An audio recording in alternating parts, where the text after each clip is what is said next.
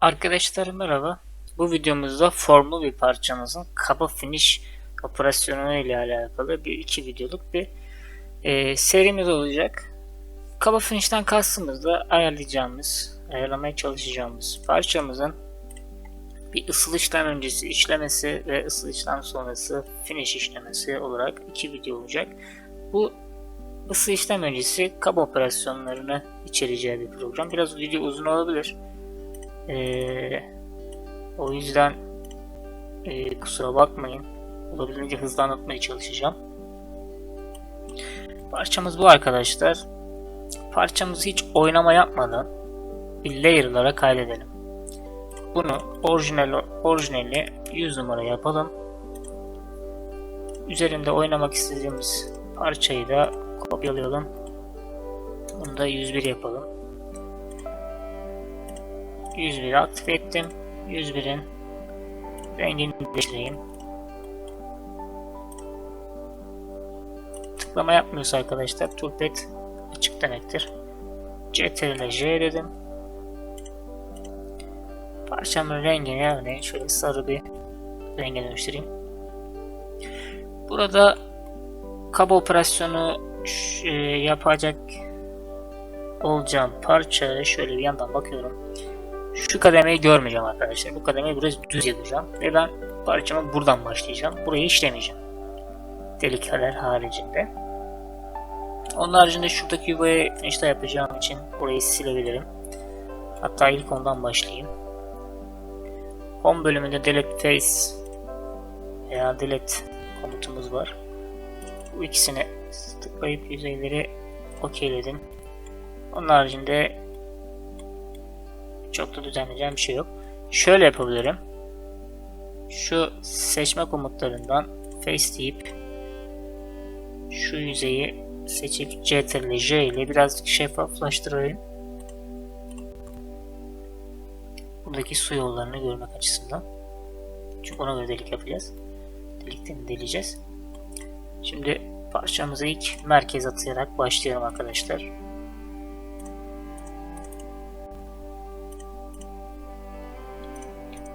Parçamın merkezine atadım.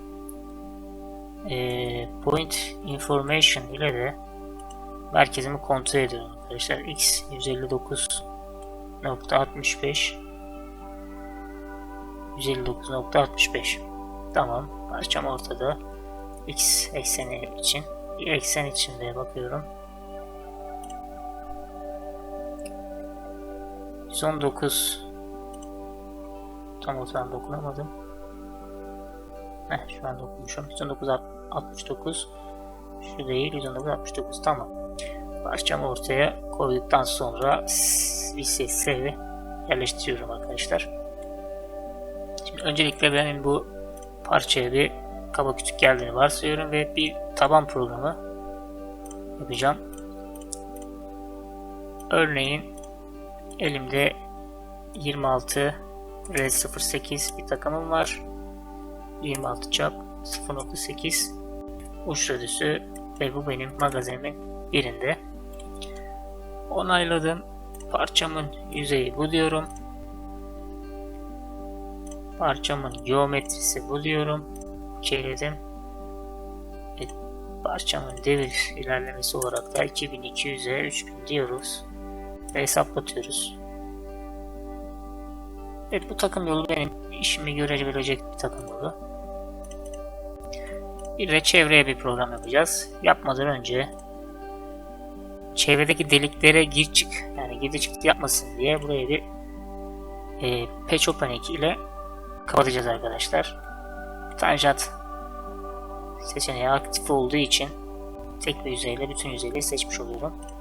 Sonrasında deliklerin yani çapların etrafındaki bütün çizgileri seçiyorum arkadaşlar. Yoksa kabul etmiyor. Kapatmıyor oraları.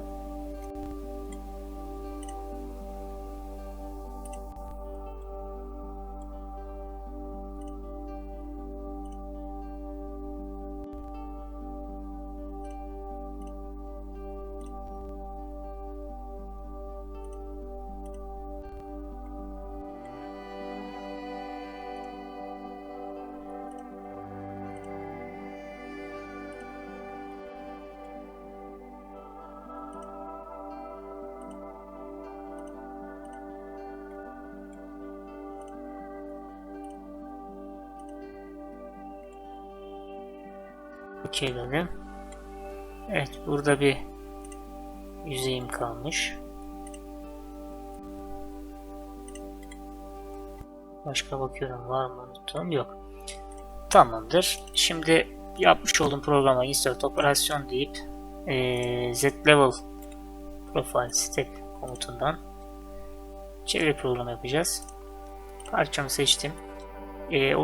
Oluşturmuş olduğum sheetleri seçmek için de buradan sheet bar ediyorum ve parçamı kare içerisine aldıktan sonra OK diyorum ve mevcut sheetleri de seçmiş oldu. Kısa işlem öncesi bir stok belirtmek için buraya bir stok vermem lazım. 0.82 stok benim işimi görecektir. Burasını da aktif olursa hem tabanda hem duvarda stok bırakıyor. Benim için tabanda bırakmasının bir önemi yok. Sadece duvarda bıraksa yeter. Onun haricinde devir ilerlemesi dediğimiz gibi 2200'e 3500 yapalım. Olmadı tezgahta ayarlarız bunu. Strateji cut levels bölümünde nereden nereye, buradan işte atıyorum şu kısmı biraz da aşağı çıksın derken işte parçamın kalınlığını kurtardığını varsayıyorum. Şurada kaç paso ile dedik. %25 paso ile işlesin diyorum. Ve programımı şunda 44 ile yazmışız, 45 yazalım. Programımı hesaplatayım. Bakalım nasıl bir takım yolu bize gösterecek. Bu programı yaptıktan sonra bir ortaya bir program yaparız diyecektim. Oraya da bir program yapıyor. Bunu durdurayım. Tabi yüzey seçmediğimiz için ne görüyorsa onu yapıyor. Biz trim seçeneğiyle diyelim ki iç tarafı görme. Sadece dışını yapsın. Tabi bu da bir seçebiliriz. Tanjant. İçini görme dedik. OK dedim. Ve bir kez daha hesaplatma butonunu aktif ediyorum.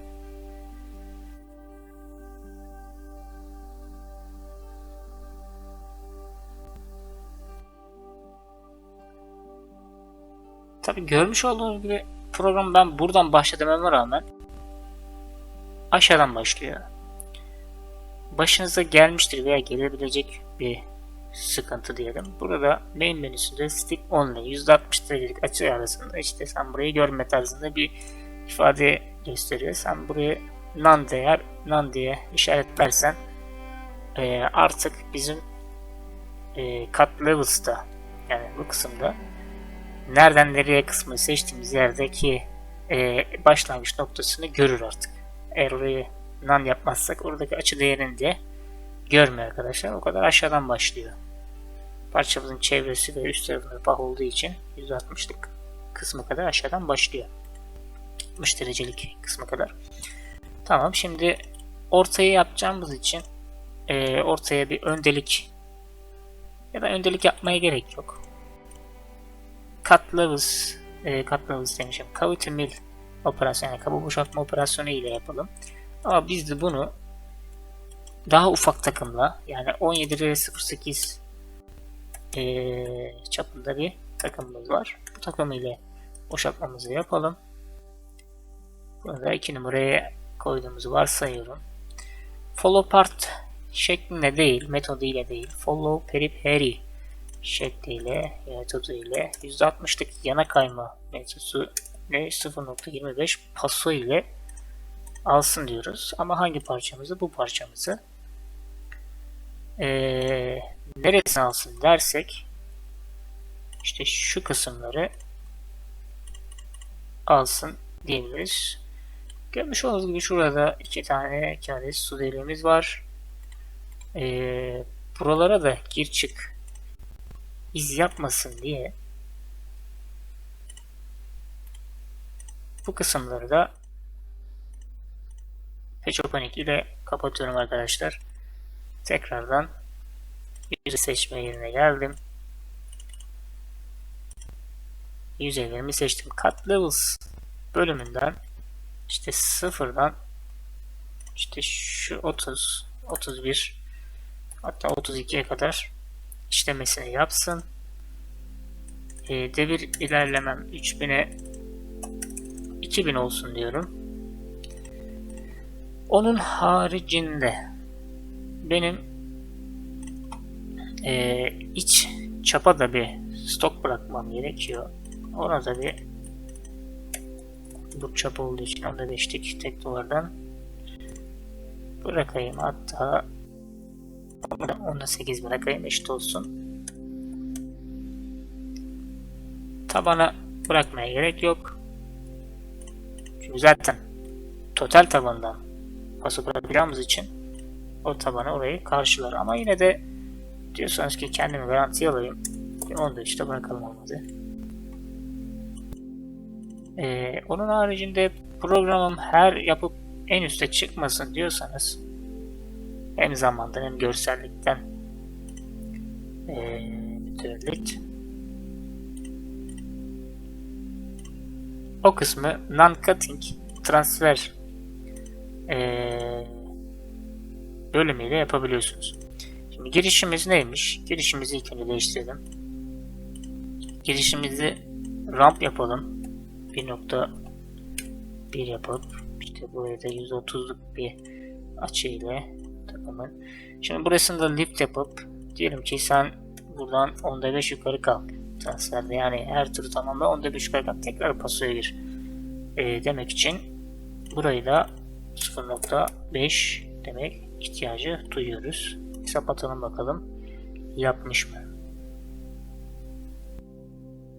Evet.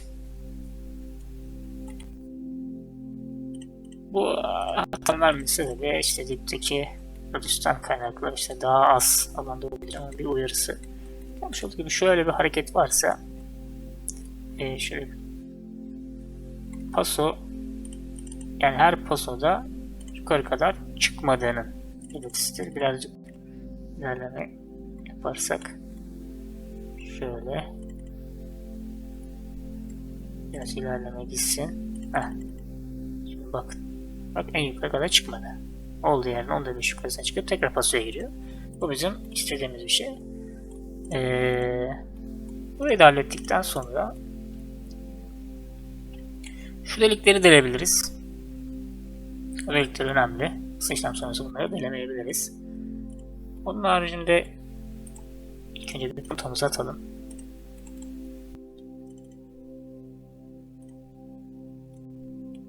İşte bunu delmeyelim. Şunu delelim. 1 delelim. Şu 3 ve 4 diyelim. Şunu delelim. 5 yanlış çıkı tuttu. 2 ve bu. Hata numarası. Okeyleyin bir. Bir bakalım eksik delimiz varsa tekrardan seçme işlemi yaparız. Tool kısmından işte punta takımı oluşturalım.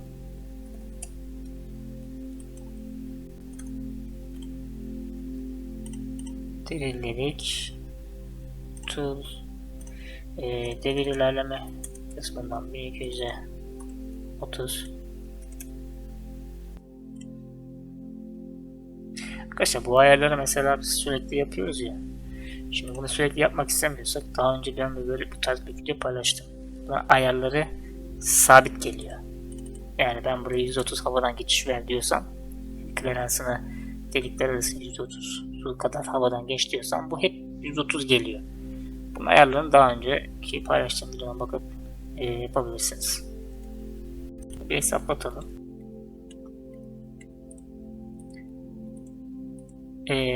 5 milimetrelik bir delik delsin diye şuradaki ayarı değiştirelim. Bütün deliklere delik çapına 5 milimetre gelsin. Delsin ki bir sonraki matkabımızı gönderelim oraya. Şimdi onun haricinde başka nereye punta atabiliriz? Bunlara gerek yok.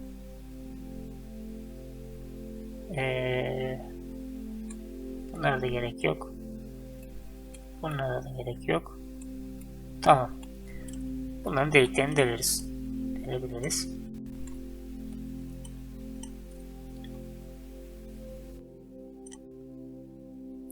Radius diyor 5.5 diyor. Diameter derseniz çap 11 ile deleceğiz. Şimdi ilk şunu kopyalayalım.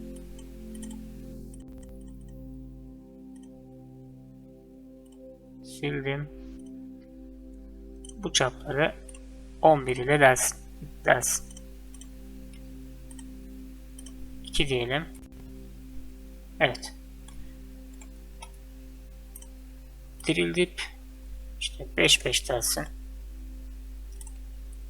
Geometri devrini hesapla diyelim. 15 yazıp hesaplama yapması için benim çap 11 matkabını seçmem lazım. O yüzden buraya bir çap 11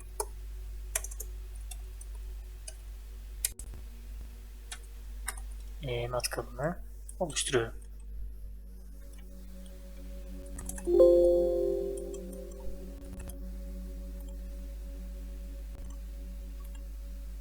Tamam. Tekrar devir ilerleme hesaplat diyelim. 4 küsür. 500'e yakın bir rakam çıkardı. Bunu tezgahta da arttırıp azaltıp ayarlayabiliriz. Şimdi ben bunları deldim. Sonra şunların çaplarına bakayım. 8 diyor. Bu da 8'dir. Bu da 8. Bu da 6.5 çapında. Şimdi bunları da delelim. Kopyala, yapıştır.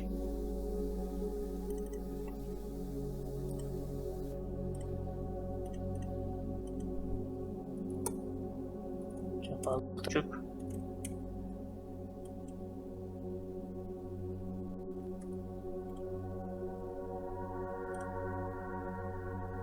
Hangi çap? Bu çap. Okeyledim. Bir de devir kısmından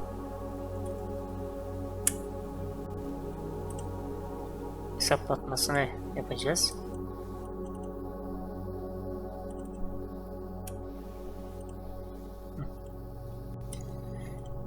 Şimdi bir delik programını daha kopyalayıp çap 8'di. Yanlış hatırlamıyorum. Tekrar kontrol edeyim. Evet, çap 8'lik. Çap 8 yaparsak bu aşağısı yani çap 8 değil, 8.1, 8.2 hatta 8.5 bile çıkabilir. Salgıdan dolayı. Bizim bunu aslında aynı matkapla delsek çok daha iyi olur. Hiç biz 8 matkapla delmeyelim. 6.5 olsun onun çapı. 6.80 çıksın hadi. Finish operasyonu oraya da değineceğiz. Bunlara ekleme yapalım bu programa. Diyelim ki şu iki çapı da der.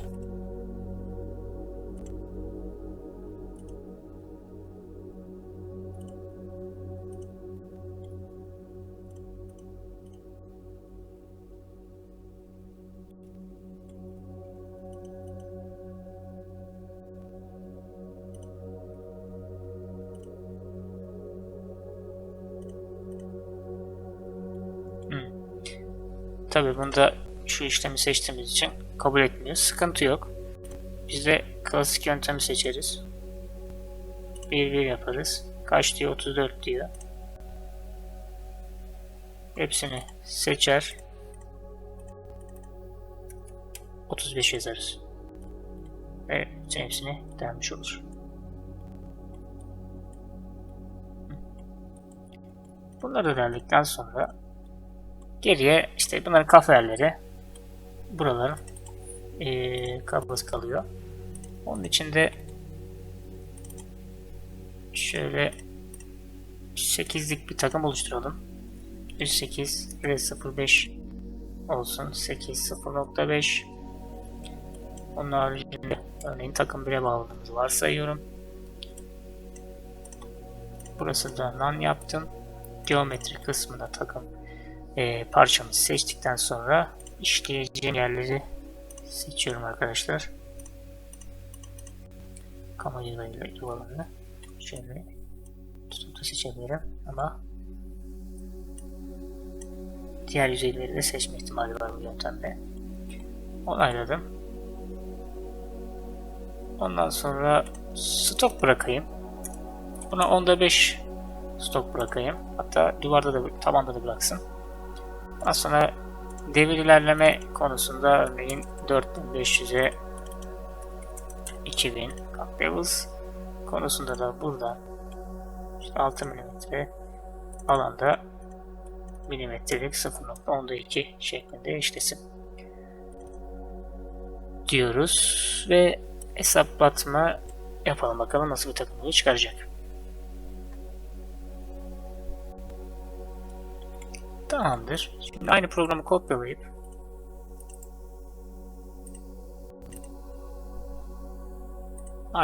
kopyaladıktan sonra şuradaki kafa yerlerine işleyelim arkadaşlar.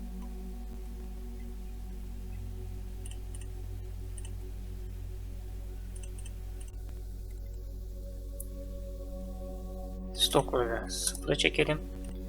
Cut Levels bölümünden de 11 mm'ye kadar işlemesini yapsın.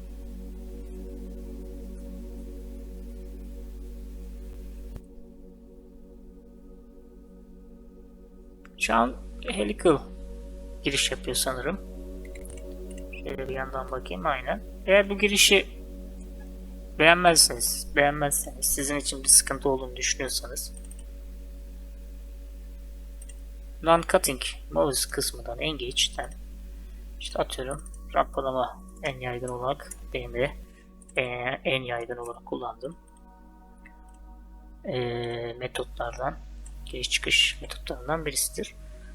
Tekrardan bunu hesaplatabiliriz. Onun haricinde eklemek istediğimiz başka bir durum yok. Delikler haricinde. Deliklerini de eğer derin delik tarzı veya freze tezgahı, universal freze tezgahını delmeyecek isek, yani bir 5 eksenimiz var ise şu şekilde yapıyoruz. Bir workpiece daha ayrı olsun diye şunları bir arkaya atalım. Hatta direkt parça arkaya atayım. Şimdi arkadaşlar işte burayı şeffaflaştırmamın sebebi bu. Şimdi düz delikler var. Birbirine patlayan delikler var. İşte bunları şöyle açılı delikler var. Bütün hepsini delmeyeceğim. Ama örneğin şunları delebiliriz. Şimdi ilk şu deliği delersek boylu boyunca, sonrasında bu delikleri delersek daha kısa ve 90 derece açı olduğu için sapma olasılıkları düşük. Onun haricinde zaten bu delikleri delmediğimiz için bu çapraz delikleri de deleriz. Onun haricinde diğerlerini de ona uygun olacak şekilde delebiliriz. Yani birbirinden, yani çok olabildiğince sakınarak delmemiz lazım. Mesela şimdi bunu delersek, şimdi bunun patlama mesafesiyle bunların patlama mesafesi bir değil. İlk bunu delersek bunları daha rahat ederiz. Ama en son bu deliği delersek, yani bunları deldikten sonra 3 tane deliği deldikten sonra bunu delersek en son delikte birazcık sapma yapma ihtimali var. O da neden? Boyundan kaynaklı. Bu da nereden baksan burada bir 80-60 bir boyu var gibi duruyor. Ama bunların hepsi atıyorum 30 mm varsayıyorum. 30 mm'deki matkabın sapma değeriyle işte 80-100 mm'deki matkabın sapma değeri bir değil. O yüzden bu mantıkla bu delikleri deleceğiz. Şimdi birkaç deliği deleyecek olursak şöyle yapıyoruz. İsterseniz drilling ile delelim ama hole making'deki drilling'de değil. Drill komutundaki drilling'de delelim. Hole making'de de gösterme yaparım. Space Holes kısmından çizgisel çalışıyor arkadaşlar. Örneğin şu açıları yapalım. Ama bunu yapmadan önce tabii ki de deliklerden önce bu çapların düzlüklerini oluşturmamız gerekiyor. Yani insert operasyon yapalım. Terminal kontür içerisinden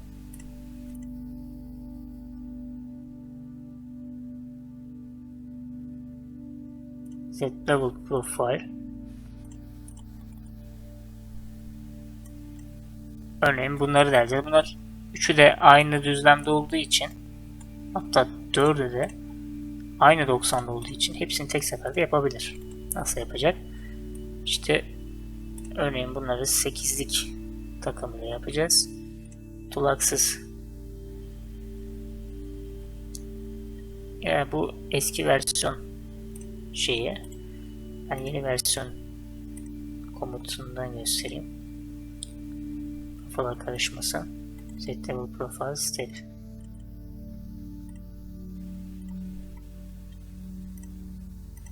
Step only'yi de kapatalım. Geometriden. Hatta direkt program baştan yapmamıza gerek yok. Şimdi bu program hazır yapılmış bir programımız var. Yapmamız gereken sadece Tool Axis bölümünden vektör belirlemek. Burası Z-Axis olarak geliyor. Space vektör diyoruz. Yön seçelim. İşte şunun tabanı. Yaptıktan sonra bizim katlarımızı yapmamız gerekiyor. Önce vektör, sonra katlarımız. Yani nereden nereye olan seçeneğimiz. Seçtikten sonra okeyledik, hesapladık. Bakalım nasıl bir takım yolu çıkaracak. Biraz sapma yapabilir. Bu da şu kısımdan kaynaklı. Şurada bir açıklık alan olduğu için yapabilir.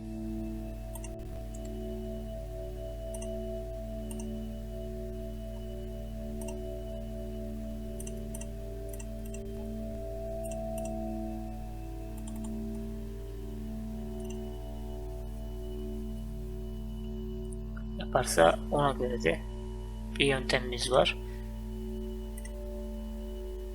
Bunun çapına bir bakalım.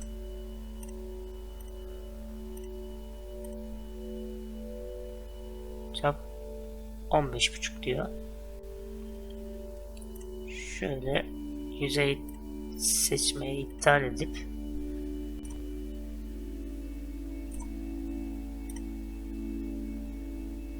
trim ile deneyelim de.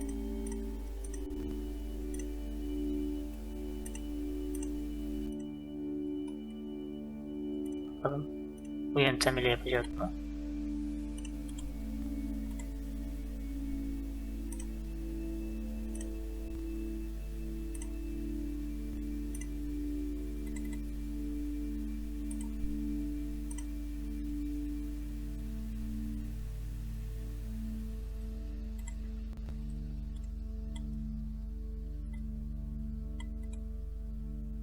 Bir de yüzey seçme yapalım.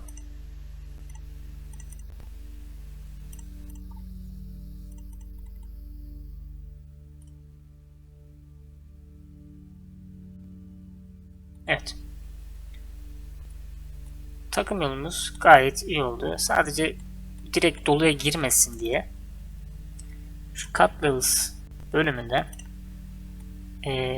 bir tık yukarı kaldıralım. Bakın 1.95 biraz yaklaştıralım. Ne kadar yaklaştırırsanız o kadar hassas ölçü girebilirsiniz.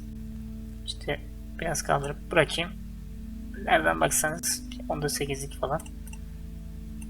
Şöyle biraz daha. Biraz göz kararı yukarıdan başlatıp takımımız biraz havada başlasın. Doluya girmesin hesabı. Yaptık. Bir de şunları yapalım. Kopyala. Bunların ikisi de ayrı açı olduğu için, ayrı açılarda olduğu için iki tane kopyaladım. Yani şöyle yapalım. Şu trim'i bir kaldırayım. Sadece yüzey seçme deneyeceğim ilk önce. Şuradan buraya. Bu biraz sapıtma yapabilir açıdan dolayı. Açısı biraz daha fazla bunun. Tool Axis bölümünden tekrardan buranın tabanına göre bir vektör belirliyorum. Vektör belirledikten sonra da başlangıç ve bitiş olarak şu kısmı seçiyorum. Buranın en yüksek noktasını seçiyor. Şöyle bir göz kararı bir başlangıç seçelim. Bakalım nasıl bir takım yolu çıkartacak.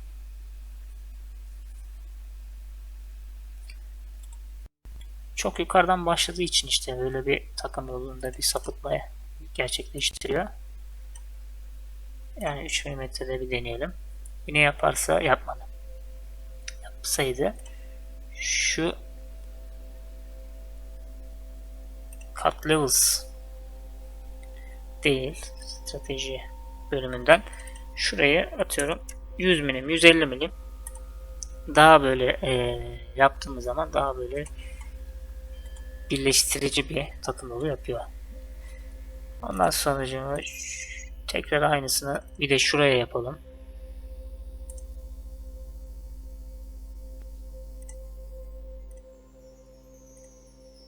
Bu yüzey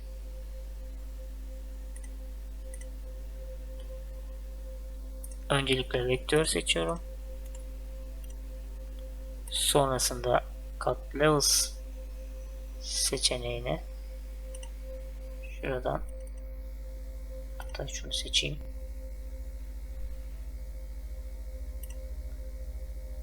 Buradan bu kısmı seçtikten sonra bir hesap atalım.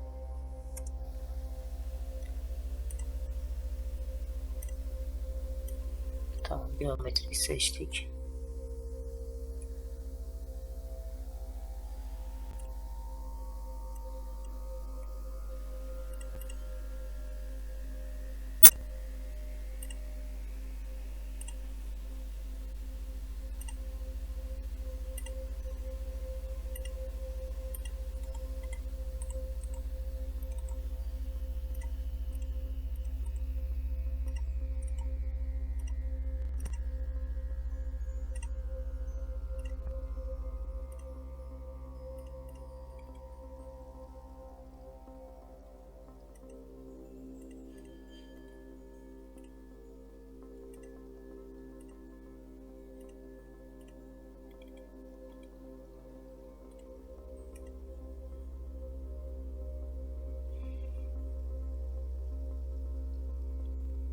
Bazen programda böyle bir sıkıntılar yaşatabiliyor. Aynı program olmasına rağmen hata alabiliyorsunuz. Tamam, yaptık. Şimdi bir de bunların deliklerine, delik operasyonlarını yapalım. Onu nasıl yapacağız? Bunu da bir ayrı workpiece yapalım. Insert operasyon drilling. Drill'deki drilling ile yapalım bir tanesini. Yani şu kısmı örneğin şu delik 1, 2 ve 3. Yalnız aslında şunu göstereyim bir de. Öyle direkt 3 deliği seçeyim ama şimdi hepsine farklı derinlik vereceğimi varsayayım. Bu 1. Bu 2.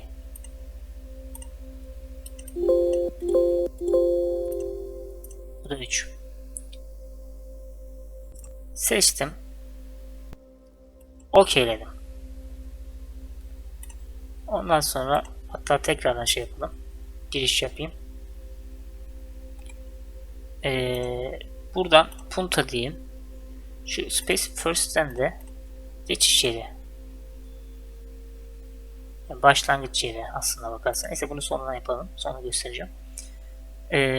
Standart drill demiş. Standart drill diyelim. Punta yapacağımız için.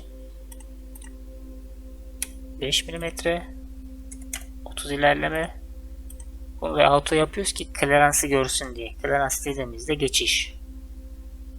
İşte burası. Clearance plane. İşte atıyorum 50 mm.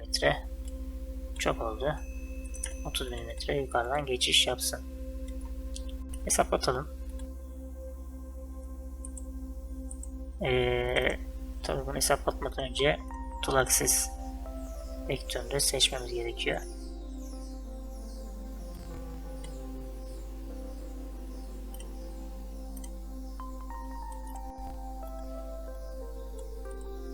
Şimdi görmüş olduğunuz gibi bir tanesi işte 5 milim delerken bir tanesi buraya kadar deliyor, bir tanesi de buraya kadar deliyor. Yani model deliyor aslında. Şimdi bunun ayarlarını yapmak için de standart drill. Şimdi ilki parametre 1. Bakın bir daha mouse'un orta tuşuna onay yaptığım zaman bir seçenek daha geliyor. Bunu da atıyorum 20 milim dedik. Punta aslında ama ben göstermek adına yapıyorum bunu. 30 dedik. İşte kleransı gör dedik. Kleransı oradaki ayarlayacağımız kleransı görsün diye 30 mm geçişi. Sonra mouse'un orta tuşuyla bir kez onayladığım zaman parametre 3 seçeneği çıkıyor. Şimdi buna da atıyorum 60 dedik. Tekrar 30 ilerleme ve kleransımı gör dedim. OK dedim. Ve tekrar hesaplatıyorum. Ve görmüş olduğunuz gibi işte 5 milim, 30 milim, 60 milim işte neyse onun deliğini deliyor. Aynı delik için bu programı kopyalayıp normal delik operasyonu yaparmış gibi buradaki işte çap 11 atıyorum, ölçersiniz çapı, ona göre bir çap operasyonu yaparız. Onun haricinde açılı yer içinde aynı şekilde tekrar kopyalayayım.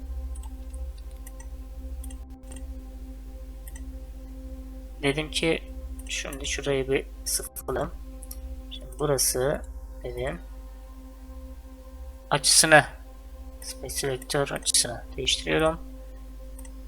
Infrared vektör buradan ve aynı ayar olduğu için tabi kleransım buraya kayıtlı olduğu için böyle bir hareket yapıyor. Onun da yöntemi şurada tekrarca klerans belirlerseniz tekrar klerans belirlememiz için şu seçeneğimize giriyoruz. Klerans OK. Benim kleransım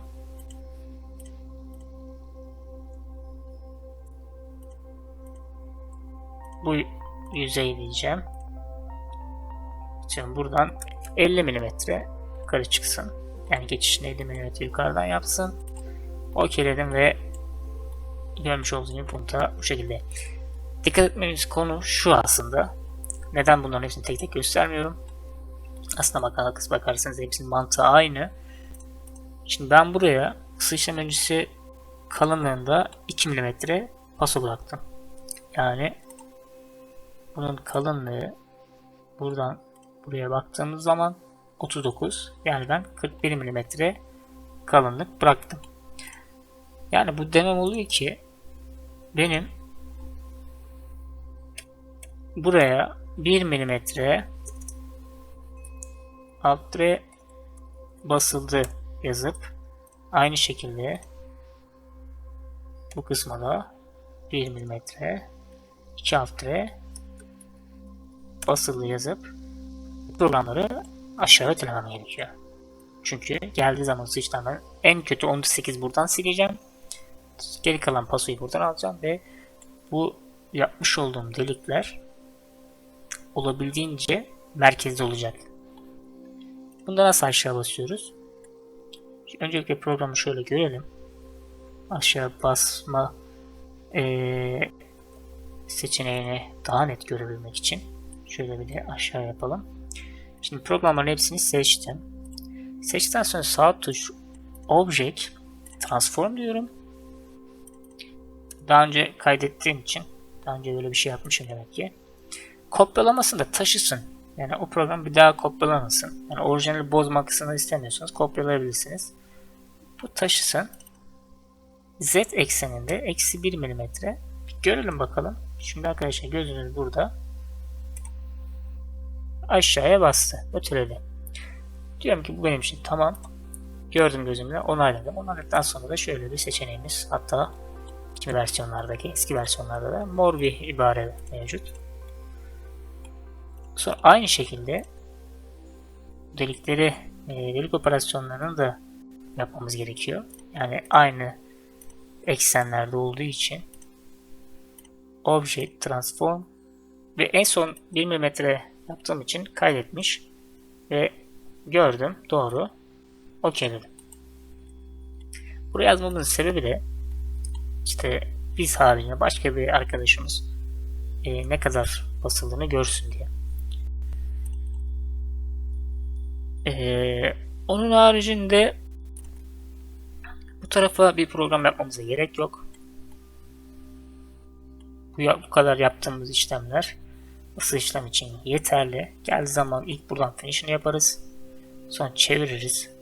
Ölçüye getiririz. İlk yarısını sileriz. Finish'ini yaparız. Buradan ölçüye getiririz. Ve çevre ölçüleri, form finish'ler, kanal finish'ler, pederler derken kafelerleri programımızı bitiririz arkadaşlar.